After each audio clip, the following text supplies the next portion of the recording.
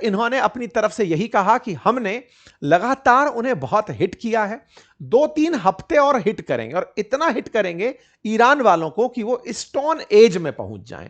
मतलब ये वैसी वाली बात है कि तुम्हें इतना मारेंगे कि तुम्हें मिट्टी में मिला देंगे।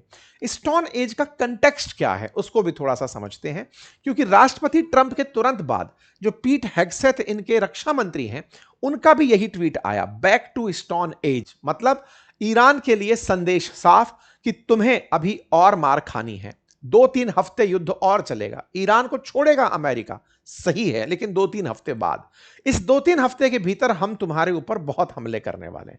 जब यह कंटेक्स्ट निकलकर आया कि बैक टू स्टोन एज हो रहा है, इसका मतलब क्या है?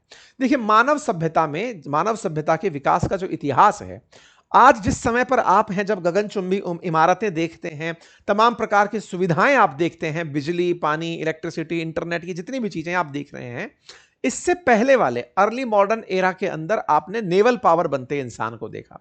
उससे पहले लोग सीधा लड़ाई अस्त्र शस्त्र से करते हुए आपने देखा। क्लासिकल एरा में लोग मतलब केव्स के अंदर इस तरह से पाए गए। आयरन एज के अंदर, मतलब अगर हम इतिहास के पन्ने खंगालें तो हम पाएंगे कि इंसान सबसे पहले पत्थरों के साथ जीवन यापन करना सीखा, जिसमें कहते हैं ना, पत्थरों को भिड़ा करके आग पैदा करना और उससे फिर आग निकालकर वो आगे बढ़ा। फिर उसने ब्रॉन्ज सीखा, फिर उसने आयरन का यूज सीखा, फिर धीरे धीरे इन सब का यूज करके वो आगे बढ़ना शुरू हुआ। विकास क्रम में सबसे पीछे इंसान के विकास क्रम में स्टोन एज को रखा जाता है, और आज जहां आप खड़े हैं वो मॉडर्न एरा है। ऐसे में इंसान के इस तरह के वृतांत जो हैं वो स्टोन एज से मिलते जुलते बताए जाते हैं कि साहब ऐसे पत्थरों पर कारस्तानी करते हुए इंसान देखा जाता था। ट्रंप का जो कंसीडरेशन है वो यही कि आने वाले समय में हम ईरान को स्टोन एज में पहुंचा देंगे। लोगों ने इनके साथ इसी तरह के सवाल किए, क्या ट्रंप को खुद पहुंचना है स्टोन एज में? ऐसी स्थिति को ट्रंप क्यों अपनी तरफ से एडमायर कर रहे हैं, जिस ईरान के खिलाफ वो कार्रवाई करने जा रहे हैं, वो कार्रवाई से पहले हॉर्मुज पर कंट्रोल नहीं करता था, आज वो हॉर्मुज पर कंट्रोल करता है। क्या ऐसा स्टोन एज में हुआ करता था? क्या ईरान जो पहले ऑयल नहीं बेच पाता था आज बेच पाता है? क्या ये उसके लिए स्टोन एज का सिग्नेचर है? ईरान जो कि पहले न्यूक्लियर कैपेसिटी डेवलप नहीं करता था, आज वो करना चाहता है, क्या ये स्टोन एज की तरफ बढ़ने का इशारा है? दुनिया में पहले महंगाई कंट्रोल में थी, अब महंगाई बढ़ने लगी, ईरान को स्टोन एज में पहुंचना है या दुनिया को, कौन बताएगा? ट्रंप पर कई तरह की कमेंट्रीज आई, कई तरह के रिएक्शंस सोशल मीडिया पर आए, और कहा कि जब सर्कस किसी महल में घूम जाता है, कोई जोकर किसी महल में घुस जाता है, तो फिर वो महल एक सर्कस बन जाता है। तरह तरह की टिप्पणियां ट्रंप के इन बयानों पर प्रतिक्रिया के रूप में दुनिया भर से आना शुरू हुई। इनके अपने ही अपोजिशन की तरफ से ट्रंप के इन सभी बड़े संबोधनों पर प्रतिक्रिया आई।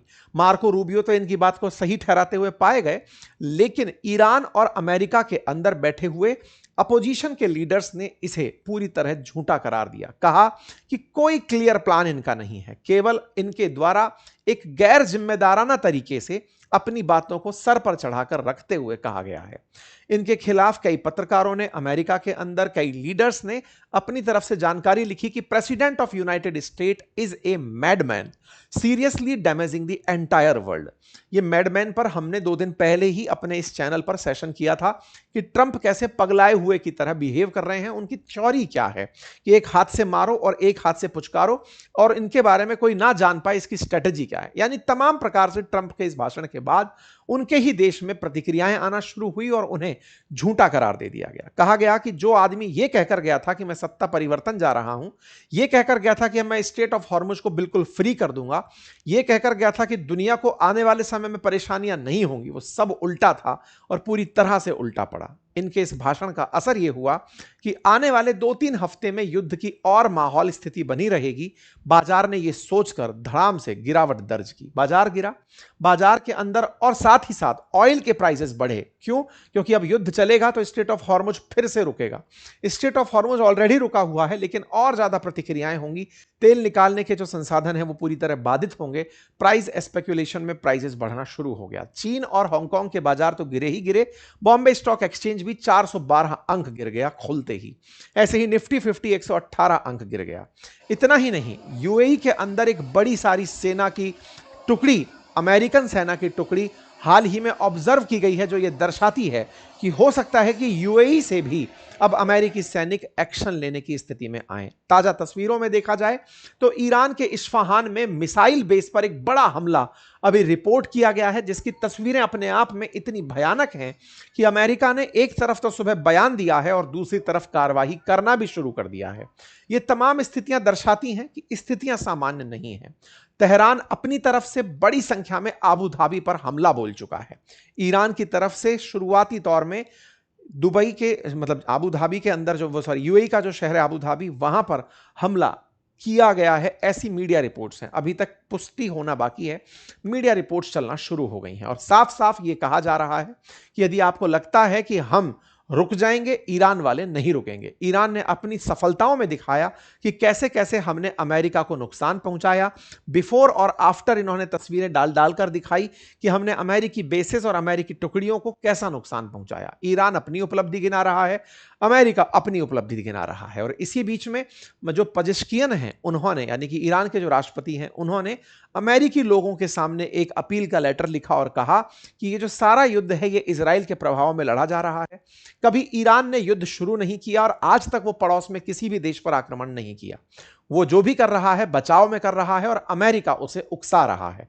जब तक अमेरिका हम पर हमला करता रहेगा, हम इनके साथ जब लड़ाई लड़ते रहेंगे, लेकिन हम इस बीच में बातचीत और सीज फायर और फिर उसके बाद वॉर, इस बात में नहीं फंसेंगे। कुल मिलाकर ईरान का साफ है कि सीज फायर का नाटक करके हम पर गोला बरसाने की तुम्हारी जो नीति है, ये जो पागलपन जो तुम जैसे कहते हो, इसे हम डिकोड कर चुके हैं। हम जानते हैं कि ये क्या सोचते हो, हम ऐसा नहीं एडमायर करते। ये था साहब पूरी कहानी का अपडेट। उम्मीद है आप सभी को ये जानकारी समझ में आई हो। साथ ही साथ में यूनाइटेड किंगडम ने अभी 35 देशों को इनविटेशन भेजा है, जिसका उद्देश्य है कि वो स्ट्रेट ऑफ हॉर्मुज को कैसे खुलवाएं बिना युद्ध लड़े।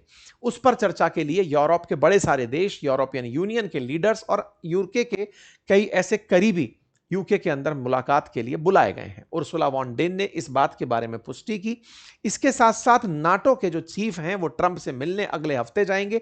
इसका मतलब है कि नाटो के ऊपर भी कुछ ना कुछ गाज गिरने वाली है। ये अपडेट्स थे। इसके साथ साथ एक आखिरी तथ्य ये कि इकोनॉमिस्ट नाम की मैगजीन ने ट्रंप का एक मजाक बनाया है जो सोशल मीडिया पर वायरल हो रहा है। और वायरल ये है कि एपिक फ्यूरी को ब्लाइंड फ्यूरी कहकर मजाक बनाया गया है। इस मैगजीन ने अपने कवर पेज पर कुछ इस तरह से पोस्ट डाली है कि ए वॉर विदाउट स्ट्रेटजी। इसने लिखा है कि एक ऐसा युद्ध जिसने स्ट्रेट ऑफ हॉर्मुज को ईरान के हाथ में दे दिया। एक ऐसी पोस्ट डाली है कि जब दुश्मन गलती कर रहा हो तब चुप रहने में भलाई होती है। Never interrupt your enemy when he is making mistake. China के बारे में तारीफ करते हुए लिखा है कि वो चुप ही इसलिए है कि अमेरिका को गलती कर लेने दिया जाए। इससे फायदा चाइना का होगा, क्योंकि आने वाले समय में दुनिया चाइना पर ज्यादा ट्रस्ट करने लगेगी। खैर, धन्यवाद। बाकी अपडेट्स के लिए लिंक कमेंट बॉक्स में दिया हुआ है, जाकर आप उसे ज्वाइन कर लीजिए। Thank you.